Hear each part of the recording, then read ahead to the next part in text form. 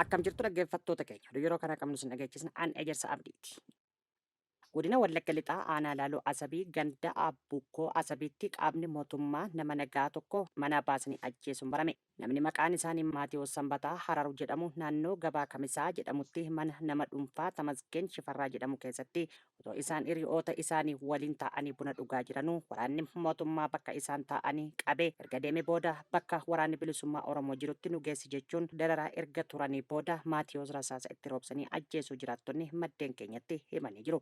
Akka maddeen keenya jedhanitti namoonni qabaman hedduu kan turanii fi ijoollota kaan biraa galchanii Maatiyoosii fi abbaa manaa isaa buna biraa dhugaa turan nama maqaan isaa Tamasgeen jedhamu fuudhanii deeman. Sana booda guyyootaaf joorsaa erga turanii booda Maatiyoos iddoo addaa gabaa Kamisaa jedhamutti rasaasa itti roobsuun ajjeesanii gatan jedhu maddeen keenya. Nama Tamasgeen jedhamu ammoo fuudhanii erga deemanii haga yoonaa eessa akka geessan kan hin baramin ta'us jiraattonni maddeen keenyatti himanii jiru. Maatiyoos nama hidhata siyaasaa hin qabnee fi jireenya dhuunfaa isaa kan jiraatu yoo ta'u, Tamasgeen ammoo abbaa ijoollee sadii ta'us jiraattonni eeranii jiru. Waraanni mootummaa kun Gimbii, Innaangoo fi Gambeellaa irraa walitti dhufanii uummata nagaa goolaa oolus jedhan jiraattonni maddeen keenyaaf yaada isaanii kennan. Kana malees aanaa Sayyoo Noolee keessatti shiftoonni waraana mootummaa fi shamarree takka ajjeesuun barame.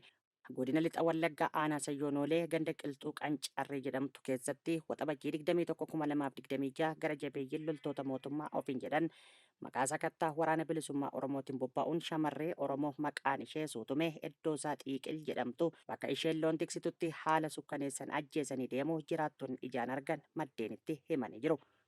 Akka maddeen ifoomsanitti shamarreen ajjeeffamte kun rakkoo xiinsammuu qabaachuu himanii loltoonni mootummaa PP kunneen daandii irraa itti goranii bakka isheen loon tiksitutti dhaquun waraana bilisummaa Oromoo bakka inni jiru beektaa nu geessuu qabda wayitaa jedhan waan hin beeku jetteef qofa rasaasa itti roobsanii ajjeesuu jiraattonni ijaan argan maddeeniif ifoomsanii jiru. Humnoonni mootummaa abbaa irree kan dhiiga namaa dhangalaasuu bare kun goleewwan Oromiyaa mara keessatti maqaa waraana bilisummaa Oromoo waliin hariiroo qabdu akkasumas ni soortu jedhuun guyyuu qeesaa irratti abbootii manguddoota shamarran daa'immanii fi dargaggoota ola deemoo ajjeesuu kan durii caalaa jabaatee jiraachuu jiraattonni ni dubbatu. Bifuma wal fakkaatuun magaalaa Amboo keessatti barataan tokko tika mootummaatiin ajjeeffamuun barame. Godina Lixa Shaggar magaalaa Amboo keessatti barataan maqaan isaa Tsaggaa Baqqalaa jedhamu garee maafiyaa lubbuu ajjeesaa 120 jedhamaniin haala sukkaneessaa ta'een ajjeeffamuu jiraattonni magaalichaa maddeeniif ibsanii jiru. Barataan kun mana barumsaa Ambootti kutaa 11ffaa kan baratu osoo qormaata xumura semisteera lammaffaaf qophiirra jiru. Waxabajjii 2026 yeroo inni mana amantaatii galu shiftoonnii fi tika mootummaa garee 120 jedhamuun ajjeeffamu maddeen gabaasanii jiru. Magaalaa Amboo keessatti namoonni uffata siiviilii uffatanii meeshaa hanga funyaanitti hidhatanii fi maqaa garee 120 jedhuun lubbuu galaafachuuf mootummaadhaan ijaaraman nama fedhan ukkaamsuun qarshii guddaa gaafachuu bakka buutee dhabamsiisuu haala sukkaneessaa ta'een ajjeesuu fi gochoota gurraan dhaga'uuf illee namatti hin tolle hawaasa nagaa irratti raawwachuu jabeessanii jiraachuu jiraattonni magaalichaa maddeen keenyatti himanii jiru. Manni maree Tigraay labsiin dirqama loltummaa fi adabbii du'aa akka hojiirra oolu ajaje. TPLF garee hojiitti kan deebise manni maree Tigraay seerota tajaajila loltummaa fi du'aan nama adabsiisu ilaalchisuun labsii baasee ture akka hojiirra oolu ajaja dabarsee jira. Filannoo TPLF waggaa 6 dura gaggeesse kan mootummaan federaalaa seeran ala ta'uu labseen kan hundaa'e manni maree kun nageenya fi jiruu fi jireenya uummata Tigraay akka eeggamu mirkaneessuuf jechuun labsii kana caamsa darbe labsee ture. Aangawoonni kaabinee dura taa'aa TPLF Dr. Dabratsiyoon Gabra Mikaa'eliin hoogganaman waa'ee labsii kanaarratti qaamolee haqaa fi nageenya leenjisaa turan.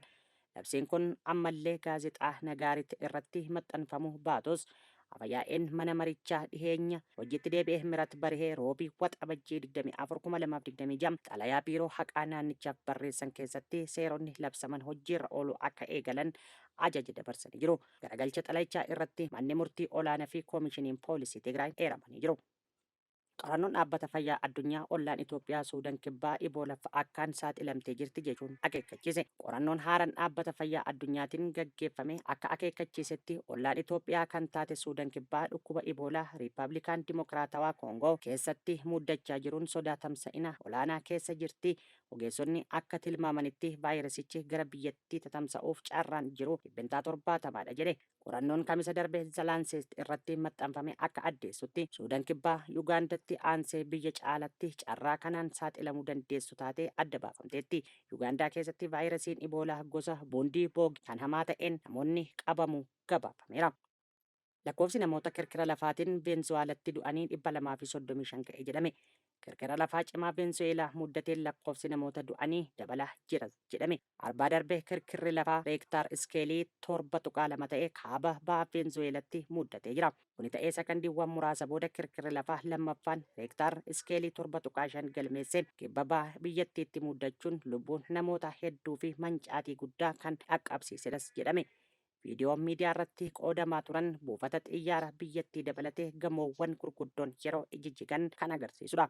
Kirkira lafaa muddate kanaan lakkoofsi namoota du'anii 235 ga'uu mootummaan biyyattii beeksisee jira. Ammas namoota jijjiga gamoo jalatti hafan barbaachi kan itti fufe yoo ta'u, USA dabalatee biyyoonni akka Chiilii fa'aa deeggarsa namoomaa fi ogeeyyii yeroo balaa erganii jiru.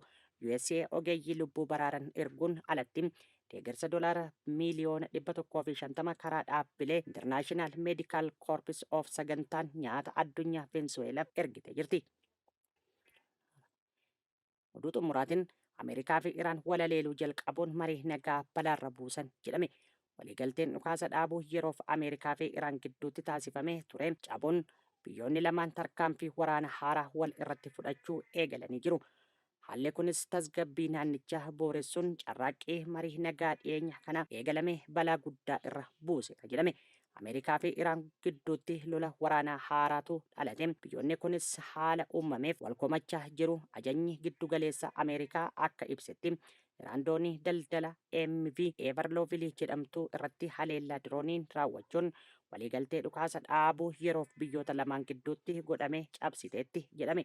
Ameerikaanis haleellaa kanaaf deebii kennuuf kuusaa misaa'eloota Iraan buufataalee diroonii fi bu'uuraalee misoomaa raadarii irratti haleellaa qilleensaa walitti fufaa raawwachuun ishee ifoomee jira. Kan hordoftoota keenya oduu har'aaf qabnu asirratti raawwannee jirra. Qophiilee keenya biroo waliin turtii gaarii isiniin jenna.